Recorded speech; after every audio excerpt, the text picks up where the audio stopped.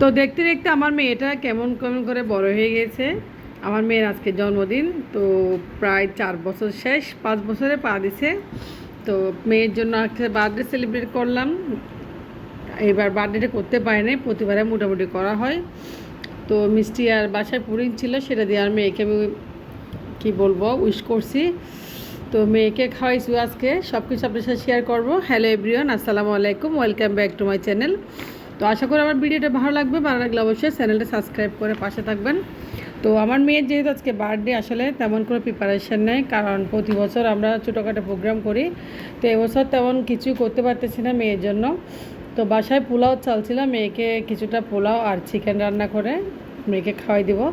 তো আমার মেয়েও আসলে বুঝে, সে আমাকে খুব বিরক্ত করতেছে, মা আমার বার্থডে আমার বার্থডে। তো আজকে 6 মে। তো যা হোক না কেন, আমার মেয়েকে পোলাও রান্না করলাম মেয়ের জন্য। তো বাসায় যা আছে তাই রান্না করতেছি, ওর বাবাকেও বলি না আসলে। তো আমাদের মন মানসিকতা এতটা ভালো নেই আসলে, তো সেই জন্য কোনো প্রোগ্রাম বা করি নাই। নাহলে আলহামদুলিল্লাহ আমার মেয়ে 3 বছর আমি প্রোগ্রাম করছি, 2 বছর বড় করে করছি আর 3 বছরে ছোটো করে করছি। এবছর কোনো বার্থডে করি নাই। তো পোলাওটা বসিয়ে দিয়েছি চুলায়।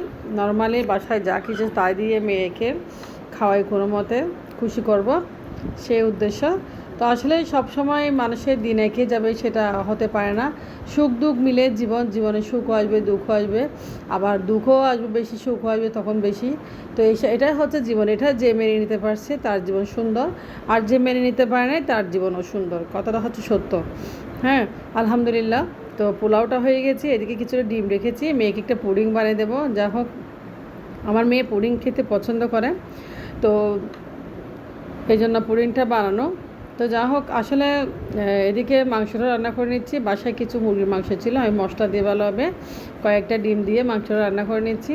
তো মেয়েকে দুপুরের লাঞ্চটা আমি খাওয়াবো আমার হাতে, যেহেতু আমার মেয়ের জন্মদিন, আমি রান্না করার আমার মেয়েকে আমার হাতে খাওয়াবো। তো বাসায় এমনি কাবাবও বানানো আছে, কয়েকটা কাবাব বানিয়েছি, সেগুলো রয়েছে। তো মেয়ে অনেক খুশি। পোলাও রান্না করছি, পোলাওটা এদিকে হয়ে গেছে। তো মাংসটা আমি কষিয়ে নিচ্ছি, মোটামুটি মাংসটাও মোটামুটি হয়ে যাচ্ছে। তো এদিকে দেখেন, তো ওর বাবা জানেও না, ওর বাবাকে কিছু বলি না। ওর বাবা আসলে বার্থডে সেটা জানলো, কিন্তু আজকে বার্থডে সেটা জানে না, আমরা কোনো কিছু বলি নাই। তো যা হোক, বাবাকে বললো হয়তো বাবাকে এক একটা আনতে, কিন্তু আমি মানা করেছি, কোনো দরকার নেই। তো যা হোক, সবসময় পরিস্থিতি মানুষের দেখে থাকে না। তো আলহামদুলিল্লাহ, আল্লাহর কাছে অনেক অনেক শুক্রিয়া। আল্লাহ আবার আমাদের ভালো দিন আনবে ইনশাল্লাহ, সে অপেক্ষা আছি। কারণ আল্লাহ বেশি মানুষকে সুখ দিলে আবার আবার কিছুদিন দুঃখ দেয়, সেটাই জীবন, সেটাই নিয়ম। তো এটা হচ্ছে আসলে পৃথিবীর নিয়ম, আর কিছুই বলার নেই। যা হোক, মাংসটা আমি রান্না করে নিচ্ছি এদিকে। আর এখন প্রায় 1টা বেজে গেছে। বলতেছে, মা ঠিক আছে, আমাকে তুমি পুডিং দিয়ে উইশ করবা, ঠিক আছে, তুমি কি পুডিং খাওয়াবা, আমি খুশি হব। তো আমার মেয়ে কতটা খুব খুশি লাগছে আসলে। আমার মেয়ে আলহামদুলিল্লাহ অনেক কিছু বুঝে, মাশাল্লাহ, অনেক ম্যাচিউর। তো মানে মন সাথে অনেক ম্যাচিউর আমার মেয়ের, ছোটো হলো মাশাল্লাহ। তো যা হোক, আলহামদুলিল্লাহ, যে বুঝ জ্ঞান দিয়েছে আমার মেয়েকে আল্লাহ, সেই বুঝ জ্ঞান দিয়ে যেন মানুষ করে। তো অনেক ছোটো বয়স আমার মেয়ে, কিন্তু অনেক বুঝ জ্ঞান মাশাল্লাহ। তো মাকে বোঝাই, বাবাকে বোঝাই, যা হোক এটুকু বয়সে আমি এত ম্যাচিউর। তো আল্লাহর কাছে শুক্রিয়া। তো আমি দেশি আলু কিছু সিদ্ধ করে রাখছিলাম, সেগুলো দিয়ে মাংস রান্না করে নেব।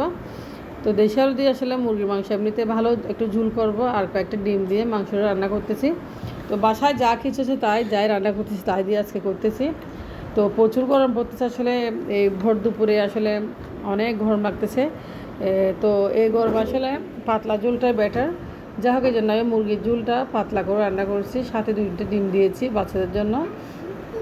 আর এমনি সিদ্ধ ডিম ওরা খেতে চায় না, সেজন্য এভাবে ডিমটা রান্না করে দিলে আসলে বাচ্চারা খেতে চায়। তো তরকারিটা হয়ে গেছে, দেখেন কালারটা খুব সুন্দর হয়েছে। এদিকে আমি ডিম 4টা ভেঙে নিয়েছি, মেয়ের জন্য একটু পুডিং বানাবো। তো আমার মেয়ে পুডিং খুব বেশি পছন্দ করে আসলে, তো পুডিংটাও তাকে বানিয়ে দেবো। তো এদিকে চিনি আর ডিম দিয়ে আমি ভালোভাবে আসলে হাত দিয়ে ভালোভাবে বিটার করে নেবো। তো আমি আসলে ব্লেন্ডার জারে করে নেওয়া ডিম আর চিনিটা ভালোভাবে, প্রথমে আমি ডিমের কুসুমটা ভেঙে নিচ্ছি এমনিতে। তো ব্লেন্ডারে করে নিলে আসলে একদম ঝামেলা নাই, একদম হাত দিয়ে করতে হতে আসলে অনেকক্ষণ সময় লাগে। তো যা হোক, দুধ পাউডার দিয়েছি কিছু, এদিকে আমি ব্লেন্ডার জারে ব্লেন্ড করে নিয়েছি। দেখেন পুডিংয়ের যে ইয়াটা আমি ব্লেন্ডার জারে ব্লেন্ড করে নিয়েছি। তো ওইদিকে আমি ক্যারামেলটা করে নিয়েছি পুডিংটা বানানোর জন্য, টিফিন বক্স যেটাতে সেট করব সেটাতে। তো আপনাদেরকে পুডিং রেসিপিটা দেখে নিচ্ছি। আমি একদম ডিম ভালোভাবে চিনি ব্লেন্ডার করে আর পুডিংটা বানিয়ে খুব সহজে, রেসিপিটা আপনারা দেখে নিলেন। তো পুডিংটা হয়ে গেছে, দেখুন এটা আমি ফ্রিজে রাখবো। এটা আমি ফ্রিজে রেখে দেবো, আমার মেয়ে খাবে। এদিকে বাচ্চাদের খাওয়ানোর জন্য চলে আসলাম। তো ফ্রিজে দুপুরবেলা এদিকে ভাত নিয়েছি, আর মেজো ডিম নিয়েছি আর কাবাব নিয়েছি। আমি আজকে কয়েকটা গরুর মাংস কাবাব বানিয়েছিলাম সকালবেলা। তো কাবাব দিয়েছি আর মাংস দিয়ে মেয়েকে ভাতগুলো খাওয়াই দেবো। তো আমার ছেলেকেও দিয়েছি ভাত। তো মেয়েকে আজকে আমার হাত দিয়ে খাওয়াই দেবো। আসলে মেয়ে মোটামুটি হাত দিয়ে খেতে জানে। তো কাবাব বানাইছি গরুর মাংসের, এগুলো দিয়ে বাচ্চাদের দিয়ে খাওয়াই দিয়েছি। অনেক খুশি হয়েছে আমার ছেলে মেয়ে আজকে। ওরা এমনিতে পোলাওটা বেশি পছন্দ করে। তো মেয়েটা বসে গেছে খাওয়ার জন্য, আমার মেয়ে বলছে আমি হাত দিয়ে খাবো। তো হাত দিয়ে একটু একটু করে খাচ্ছে, মোটামুটি হাত দিয়ে একটু খাইতে চাই। তবে বেশিরভাগ ক্ষেত্রে আমার ছেলে থেকে দেখে দেখে আসলে হাত দিয়ে খেতে চায় না। আমার ছেলেকে আগে খাওয়াইতাম, মাসাল্লাহ এখন আর খাওয়াইতে হয় না, আমার ছেলেও এখন হাত দিয়ে খেতে পারে। তো সবাই আমার ছেলে মেয়ের জন্য অবশ্যই দোয়া করবেন। তো ডিম, মাংস এবং এখানে আমি আলহামদুলিল্লাহ 4 বছর পূর্ণ হয়ে গেছে খাবারগুলো। তো সবাই দোয়া করবেন আমার মেয়ের জন্য, ঠিক আছে? গরমের একটা প্লেট আরো, ছোট একটা প্লেট আনো।